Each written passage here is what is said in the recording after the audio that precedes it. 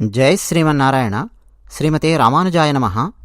మా ఇంట్లో వైకుంఠ ఏకాదశి సందర్భంగా ఉత్తర ద్వారాన్ని ఏర్పాటు చేసుకున్నాం. ఎలా ఏర్పాటు చేసుకున్నాము ఏమిటి అన్నది ఈ వీడియోలో మీరు చూడబోతూ ఉన్నారు.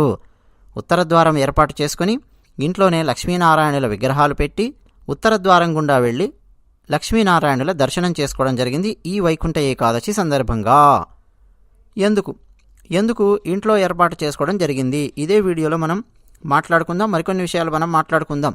చూస్తున్నారా అండి, మా అమ్మగారు అలాగే నా భార్యామణి ఇద్దరూ కలిసి చేసినటువంటి డెకరేషన్ అన్నమాట. బియ్యపిండి తీసుకొని అందులో పసుపు వేసి ముగ్గు వేయడం మీరు గమనిస్తూ ఉన్నారు. అలాగే పువ్వులతో అలంకరించడం అవన్నీ మీరు కాస్త చూసేలోపు 4 విషయాలు నేను మీతో పంచుకుంటాను. ఎందుకు ఇంట్లో మనం ఉత్తర ద్వారం ఏర్పాటు చేసుకొని ఈ విధంగా వైకుంఠ ఏకాదశి నాడు లక్ష్మీనారాయణల విగ్రహాలు ఇంట్లో ఏర్పాటు చేసుకుని దర్శనం చేసుకోవడం జరిగింది అన్నది ప్రశ్న. పక్కనే ఉండే దేవాలయాలకు వెళ్ళొచ్చు కదా, ఆ మాత్రం దేవాలయాలు లేవా దగ్గరలో అన్న ప్రశ్న వస్తుంది కదా. అవునండి, మన భారతదేశం కాదు, నేను ప్రస్తుతం విదేశాలలో ఉన్నాను.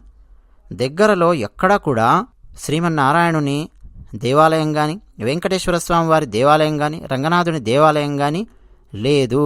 అలా దేవాలయం ఉండి ఉత్తర ద్వారాన్ని ఏర్పాటు చేసి మనం ఉత్తర ద్వారం గుండా వెళ్ళి దర్శనం చేసుకునే అవకాశాన్ని కల్పించగలిగే దేవాలయాలు ఏవి కూడా ఇప్పుడు నేనున్న ప్రాంతంలో దగ్గరలో లేవు. మరి ఏం చేయాలి చెప్పండి? దేవాలయం లేదు కదా అని చెప్పి టీవీలో చూసి దండం పెట్టుకోవచ్చు కదా.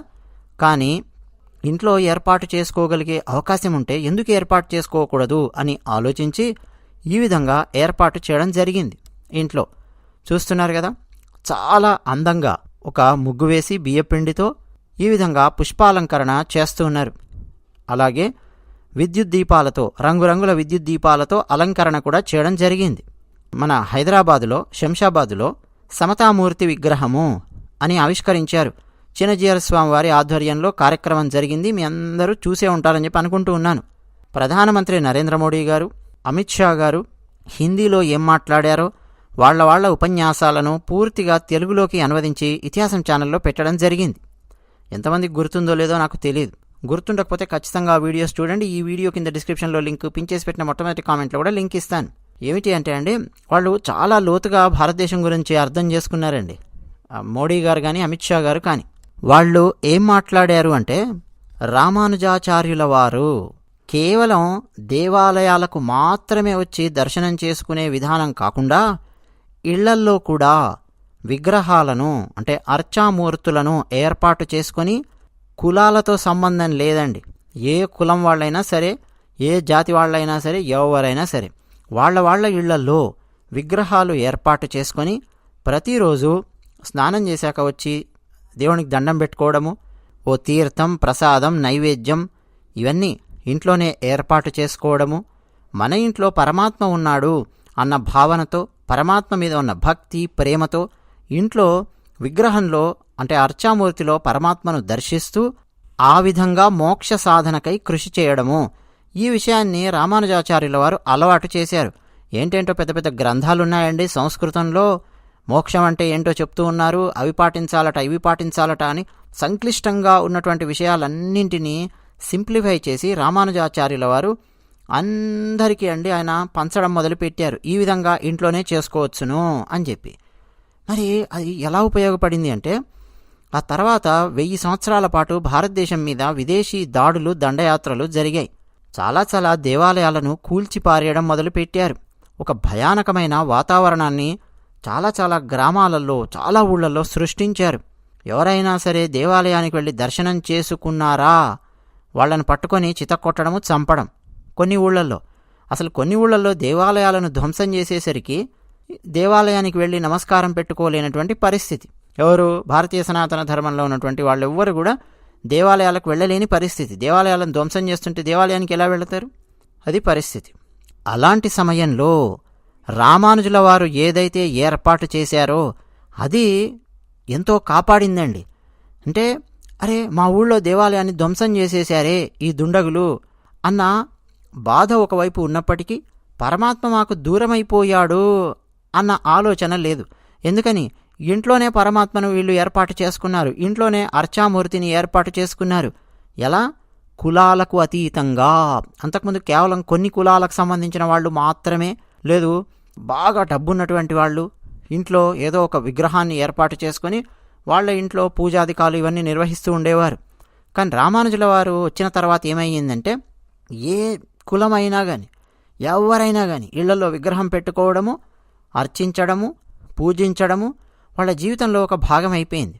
అలా వారు ఏర్పాటు చేసిన మార్గము చాలా చాలా ఉపయోగపడిందండి.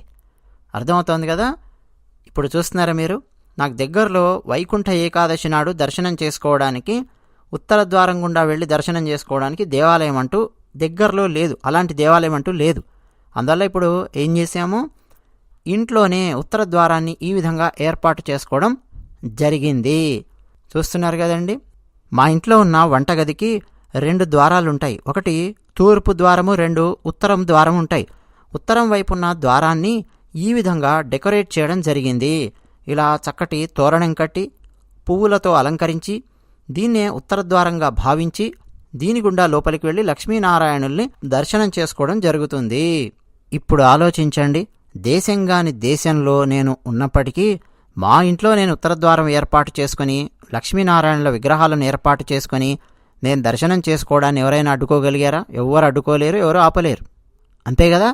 ఇదన్నమాట. నిన్నగాక మొన్న మనం వైకుంఠ ఏకాదశి సందర్భంగా మనం మాట్లాడుకున్నాం.